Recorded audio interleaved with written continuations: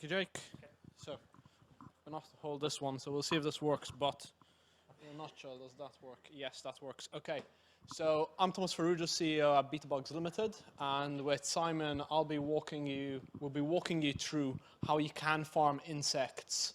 And as Jake has said, you can do that from today. It's not something where you need to fumble around and learn how to do it anymore. Equipment is available, supply of genetics and eggs is available, and we'll be going through that. So, at BetaBugs, we're an insect genetics company. We develop and distribute breeds of black soldier fly to the insect farming industry. In effect, you can think of us as a mini genus or a mini aviagen supplying the genetics. Based up in Edinburgh, in Scotland, collaborating with the Roslin Institute, the guys who made the Dolly the sheep, and effectively working on that breeding program so we can bring high-performance genetics to the sector. And what we improve is the black soldier fly larva. So that is effectively an inch-long protein bar. And what you then have is, as it grows, it becomes a fly, which lays eggs. And this is what the life cycle looks like. You've got fly lays eggs. The eggs start as baby larvae, so they start as really small pinheads, grow into big larvae, and then they become pre-pupa and then pupa. So that's when they start getting ready to become a fly, a bit like when a caterpillar goes into chrysalis and then becomes a butterfly. You can actually split the life cycle, and this is what we help to do at BetaBugs. You can actually not worry about growing the fly at all and making eggs. You can just buy that in and just focus on producing the larvae. So you basically cut off the rest of the life cycle, simplifying it in a bit in the same way as you do with the broiler industry, for example. You don't go and produce your own broiler chicks, you just bring them in. And a bit about the black soldier fly. It's hungry, fast growing, so that inch-long insect starts off as really small, and analogously, it's a bit like taking a rabbit and in the space of 2 weeks, it becomes the size of an elephant. That's how fast these things grow. And they can eat a wide range of things from, for example, vegetal matter to animal manure to meat and other byproducts from the agri-food industry. And they produce a high protein source. So they can be anything in the range, I'd say, from 40% up to 80% in terms of how you process the meal and how much oil you squeeze out of it. And it's also a low carbon alternative because you don't need to worry about importing the protein in and the kind of the environmental footprint you've got associated with soy. As you can see here, this is what happens when you do need to produce a lot of soy. You end up chopping a lot of forest down. That's land use change, and there's CO2 footprint associated with that. And you also need to ship it all in. And the key point here is this is a conservative estimate, but we could be replacing 500,000 tons of soy protein by 2050 by scaling up the insect protein industry in the UK. And I'll iterate, that's a conservative estimate by WWF, Tesco's. It can go beyond that. And that'll be around a sixth, I believe, of the UK's soy protein requirements. Similarly, in terms of CO2 savings, the other angle to this is you're growing it on food waste or things which are going effectively to landfill at sometimes. And that can be used to produce a protein source again, and you're basically saving CO2 from being generated at landfill. And the other point is you're also producing all your protein locally. And that means your supply chain is more resilient. It's a stronger supply chain, effectively. So when it comes to farming the insect, so the black soldier fly, you're able to turn waste into value, produce this low carbon protein source. You can use it on farm to feed. There's a bit of a challenge at the moment in terms of you can only feed it live to poultry. You can't feed it to pigs right now. And that's primarily in the UK. In the EU, they've already approved this, and we're just behind in terms of getting the legislation through. It was actually really interesting seeing the Tesco CEO say we need to move at getting this enabled. That's literally just 2 days ago. So there is definitely going to be a drive for enabling insect protein in our supply chain in the UK. You can also feed it to fish right now, and it can be used in pet feed as well. Lastly, you can improve plant health because the frass, which is a byproduct from the farming, a bit like an animal manure effectively, works really well when you spread it on field. So it's high in nitrogen and phosphorus, and it's got some other parts in there which help improve plant health.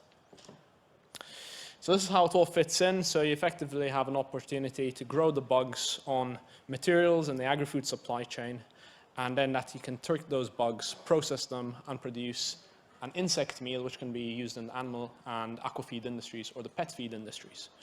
And then that just works its way down to the consumer through the rest of the agri-food supply chain. Anything coming out of retail in terms of excess food waste can then be pushed back into the supply chain. You just do it all over again.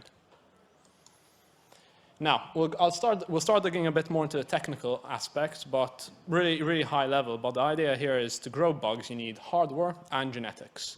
The bugs come from us, the genetics, the bugs and genetics come from us, and Simon will touch on the hardware, and use that to make your ingredients. So effectively, this is a farming operation, like any other farming operation.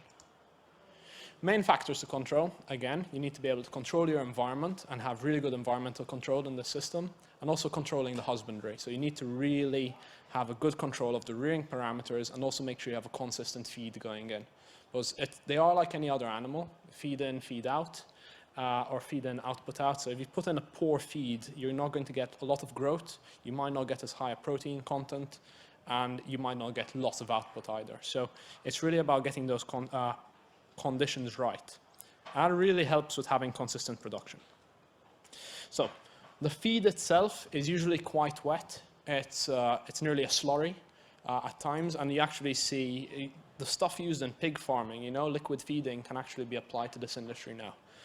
There's usually a lot of feed. When you want to produce thousands of tons of insect protein a year, you're going to need thousands, if not tens of thousands, of insect feed per year as well to grow them on. It can be nutritionally varied depending on where you're sourcing it from, but you really want to try and have it as consistent as possible so the larvae just grow happily and you have a consistent output coming out, both in terms of quantity and quality. And lastly, it tends to be perishable.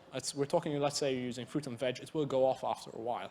So there are methods like the same way, we ensile food or hay and barley or you store it. That's the kind of approaches we have to take with storing feed as well here to make sure you can actually stockpile a bit of it as well. And then what do the eggs and the baby larvae need? So this is when you receive genetics and you want to grow it out. You need to give them, again, a constant environment. They need to be growing in a warm environment, so they've got the right conditions to grow, usually 27 degrees Celsius with a high humidity as well, so they don't dry out. And then you need usually good nutrition for a good start. So sometimes you actually see in production operations having a special feed for the baby larvae, higher energy density, and just a bit more around formulation so you can make sure they're getting a good start. Now, very importantly, you need to have them at the right density. So again, stocking density, same thing as with other animals. If you have too many of them, they'll crowd up and they won't have enough feed. They will turn out to be quite small. If you have too little of them, you actually don't have enough to eat all the feed, and then the feed just goes off. So it's a bit about making sure you have the right amount. And then when it comes to farming larvae, so why farm larvae only? It's like a broiler operation. It's simpler, more efficient when you have the larvae angle only. It's more stable because you don't need to worry about bringing the eggs in and making your own eggs. And when you think about a fly, it's a very different animal to a larva. It's basically a second animal. And that requires its own set of cages. It requires specific temperature, humidity, and it's only hanging around usually for 2 weeks, and then it's done. And it only lays eggs once, so you're constantly having to make these flies. So this is a way simpler operation where you basically cut the fly bit out and you just bring the genetics in all the time. That means you can solely focus on production. So what we offer 2 products. So we offer Just Fly, which is a straight, I'd say, easy entry product. It's not as push through the breeding program, really. It's to get you up and running. It's about learning the husbandry, learning the process. And then Hyperfly is the high performance genetics, which is improved for things like growth rate, size of larvae, survivability from eggs. And what that translates into is you get more from those eggs in terms of output. And that's, once you've established the process, you can then move into Hyperfly. When it comes to working with us, we supply, so we've got our own breeding program where we develop Hyperfly and we supply that. And we also have an egg production operation, so basically a big hatchery for making black soldier fly eggs. And we supply our specialized genetics locally and further afield. And so by working with us, you effectively have a partner who's also an expert. If you're doing that, you're also simplifying your operation, as we've touched on previously. And I think the key point, though, is that because we don't produce the protein. So if you think about that, we're all about enabling companies to establish their own operations, and we're invested in their success. And that's why we also run the breeding program, effectively improving the genetics so that producers can do more. And there's a different set of ways you can get up and running. So we do have effectively a small starter pack, but then as you scale, you go regularly, you can go to larger batches of eggs. It's in grams there, but I'll make the point that a single gram of eggs will turn into 4 kilos of larvae on the Just Fly product, and even more with Hyperfly. So the idea here is small grammages turn into kilos. If you go into kilos of eggs, it becomes tons of larvae. And that's where we eventually see producers moving to. And that's what's already happening in the UK with companies. We're supplying companies which are buying in batches of eggs to grow them out and then make the protein source so they can effectively improve their performance. No, effectively supply the supply chain with an alternative protein. We're at stand 37. It's kind of the joining bit. It's towards the new kip area. It's in hall 1. And we're happy to take any questions, or both here, but also to discuss further with yourselves as to how we can get you up and running with insect farming. And again, I'll iterate, this is something which is happening now, and it's only going to increase in scale over the next few years. And it's a great opportunity for diversification. Thank you.